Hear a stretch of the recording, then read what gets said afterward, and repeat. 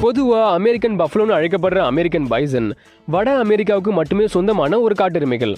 வட அமெரிக்காவோட ஆற்று பள்ளத்தாக்குகள், புல்வெளிகள், சமவெளிகள், வறண்ட நிலங்கள், புதர் காடுகள் போன்ற பகுதிகளிலையும் 10,000 அடி உயரமான மலைப்பாங்கான பகுதிகளிலும் இதுங்க காணப்படுது.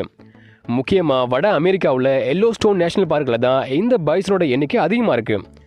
பைசனில் 2 இனங்கள் இருக்குது. ஒன்று யூரோப்பியன் பைசன், இன்னொன்று அமெரிக்கன் பைசன்.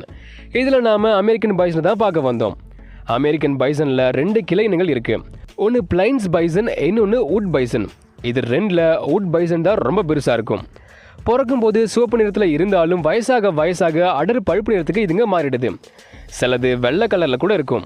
குளிர்கால முடிவில் உதிர்ந்து போய் அப்புறம் கோடைக்கால முடிவில் திரும்பவும் வளர்கிற அடர்த்தியான முடியவும் தோல் இதுங்க வச்சிருக்கு. இந்தியன் கார் மாதிரியே மந்தைகளை வாழ்கிற இதுங்க ஒரு பெண் தலைவியால் வழி நடத்தப்படுது. ஒரு மந்தையில் தலைவியும் பெண்களும் அதுங்களோட கண்ணுக்குட்டியும் இருக்கும்.